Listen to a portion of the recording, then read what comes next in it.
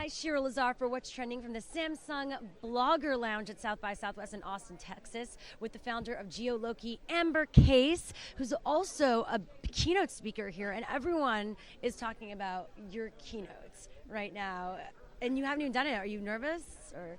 It'll be probably the largest keynote I've done. So about 3,400 people in the audience. So yeah. What do you think it is about what you're doing that has drawn so many people and caught attention of everyone?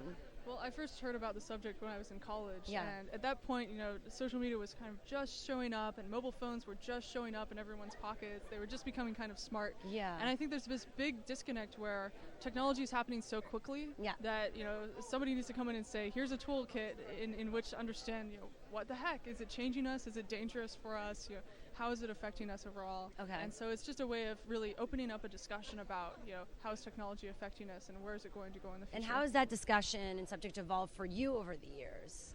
Well, it was interesting. I put it on my business card a few years back, and I went to a conference, and people started asking me about these different things. I found that. What did you put on your business card? I put Cyborg Anthropologist. Okay, for people who don't know, she calls herself a cyborg anthropologist. Now, if that doesn't catch your attention, I don't know what will. That's amazing. So yeah, it was. I asked my professor who helped found the field in 1993. I said, is anyone doing anything with this field? And she said, not too much right now. And I said, well, this is really important because there's these cell phones that are acting like children in everyone's pockets. They cry, and you have to pick them up, and you have to soothe them back to sleep, and then you have to plug them into the wall at night and feed them. And they're becoming like these small pets, these non-human objects. And if they, run out of batteries, you have this extreme, like, oh no, I'm completely disconnected. Yeah. So everyone's these kind of superhumans with these superhuman powers, and given by technology, but you have to keep up with it. Yeah. So people just started talking about, well, how come I don't understand my kid who's online all the time, or what are they doing, or how come I can't talk to this person, or is it really bad for everyone? Are we just going to consume forever? And it was just a nice framework in which to kind of discuss, like, are we really endangering ourselves with technology? Is it making us not human anymore? Or, and is that how geoloke launched? Did that thinking inspire that? Yeah, so geoloke launched because first I met my co-founder, and he had been tracking his location at 5-second intervals for the last 2 years, making these absolutely beautiful maps of everywhere he'd been in a city, and taking that invisible data, like 2.5 million GPS points, and visualizing what was formerly invisible. So you could see, that he really liked this particular park, or that he always went to work on this route over time. And he was really kind of in the quantified self type movement where you're seeing things. And I had done a bunch of research on, Xerox PARC in the 1970s, and they had this thing called calm technology, that the best technology is invisible and should just get out of the way and let you live your life. Seamless. It's very seamless. Yeah, no friction, just very calm and relaxing. And I think a lot of people's experience with technology is, when it doesn't work, it's, and when it does work, it's, I don't even notice it. It's, it just melts. There's a calm. Life. Yeah. So a lot of that was, your phone should know where you are and give you information based on that. It should be running in the background, kind of making your life easier for you. And to date, it hasn't been very, very easy, right? We see some of the apps here, they're draining the battery, things like that. One of the biggest issues is battery life. Yeah. So we said, let's make a platform that handles some of the really obnoxious things about location so that people can just throw it into their apps. And kind of unlock the power of geofences and geotriggers and analytics and battery It became like a management. white label kind of geolocation app or an add-on. Yeah, like a plugin, like a Lego block. Yeah. Here's the location Lego block. Ding. And so how has the growth been for you?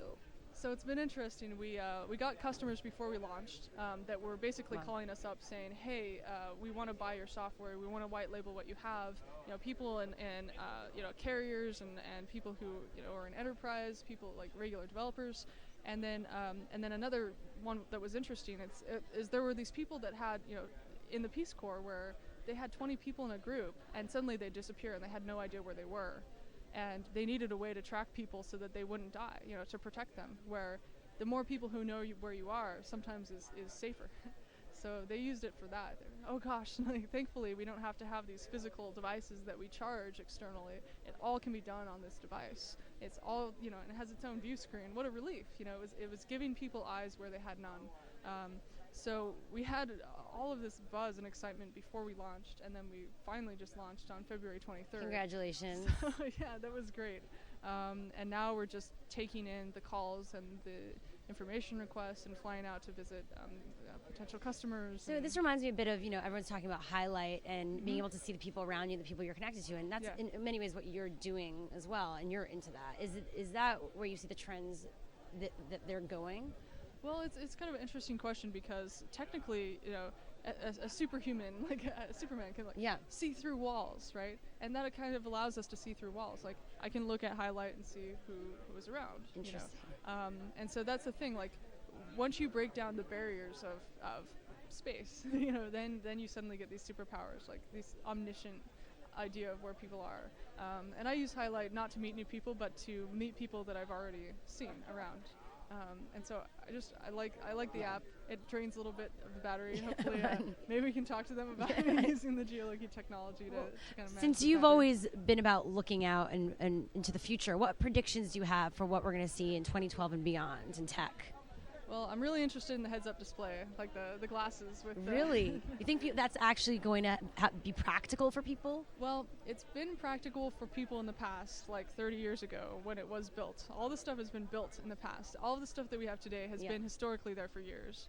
And so, it's not really a difference. It's just making it accessible and designed well. So headsets? Headsets. Well, think about this. When you have one of these phones, it makes you look cool. When you have one of those iPads, like you get some social credibility out of it, right? It's nicely designed, right? The problem is with those heads-up display glasses, they're ugly, right?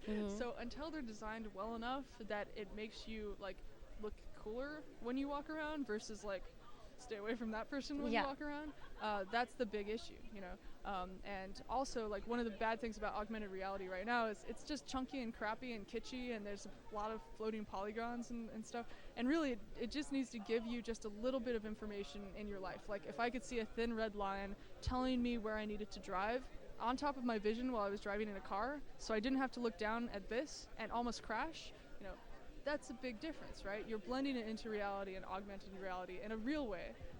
So in my speech, I'll talk about this guy named Steve Mann who hated advertising. Yeah. And he had his heads-up display detect brands and then cancel them out and put text message box over them so he could type to his friends and look at it on billboards. No way. Well, Amber Case, you are a pleasure, and it's great to have you here today. Check it out, geoloke.com. Follow her at Case Organic on Twitter, and I look forward to hearing a lot more of all your predictions and if they come true. Great. It's awesome. Thank you so much, and we will be back from South by Southwest. Remember, I want to tell all of you out there, this is really important, to check out samsung.com/HowOlympic to be the first to sign up for the U.S. Olympic Genome Project. Go do it right now, and we will be back from the Samsung Blogger Lounge from South by Southwest in just a bit.